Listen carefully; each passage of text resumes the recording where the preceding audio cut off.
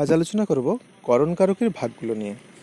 তো আমরা দেখেছি করণ কারকের যে আলোচনা করেছিলাম কারক নির্ণয়ের, তো সেখানে দেখেছি করণ কারক কী দিয়ে নির্ণয় করা হয় না, যখন আমরা কোনো কিছু দ্বারা বা দিয়া কোনো কাজ করি, কোনো কিছু দ্বারা বা কোনো কিছু দিয়ে যখন কাজ করি তখন সেটাকে করণ কারক বলা হচ্ছে।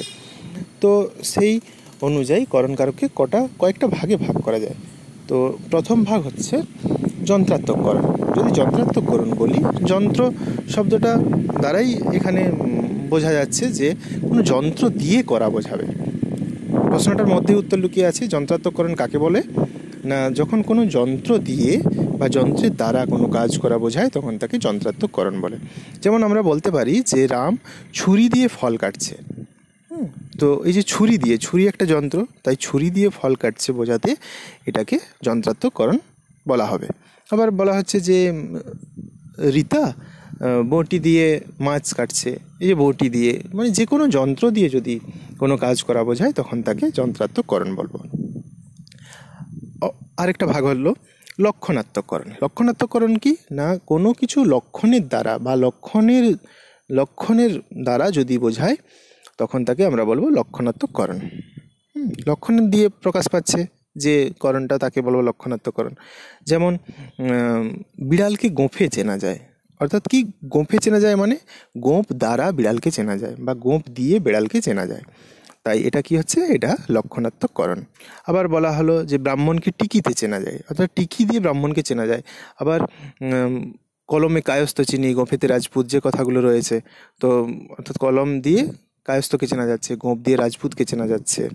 তো এইরকম যদি কোনো শরীরের অঙ্গ দিয়ে কোনো লক্ষণ দিয়ে প্রকাশ পায় তখন তাকে বলা হয় লক্ষণাত্মককরণ।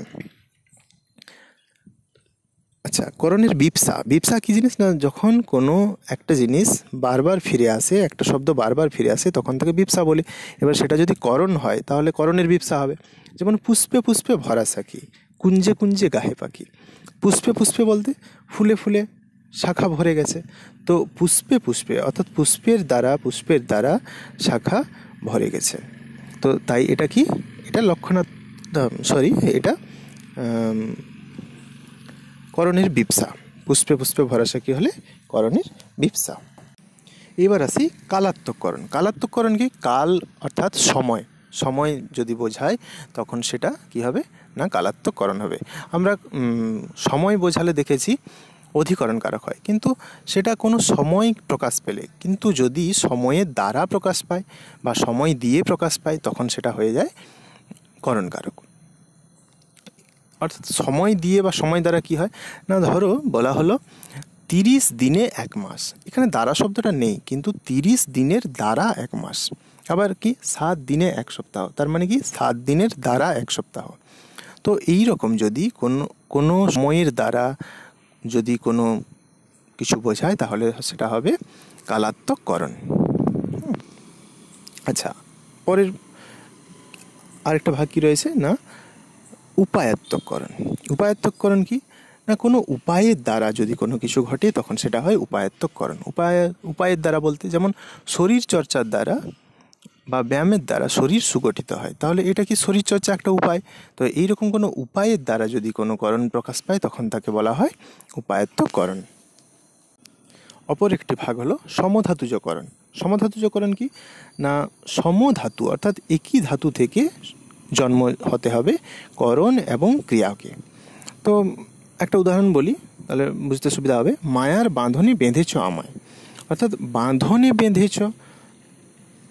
বেঁধেছ হচ্ছে ক্রিয়াপদ, আবার বাঁধনে হচ্ছে বাঁধনের দ্বারা, অর্থাৎ বাঁধন এবং বেঁধেছ একই শব্দ থেকে সৃষ্টি হয়েছে, একই ধাতু থেকে সৃষ্টি হয়েছে, তাই একে বলা হয় সমধাতুজ করণ। তো এগুলোই করণের মূলত ভাগ। এছাড়াও রয়েছে হেতুময় করণ, ভয় হেতু বা আনন্দ হেতু, সে কেঁদে ফেললো। তো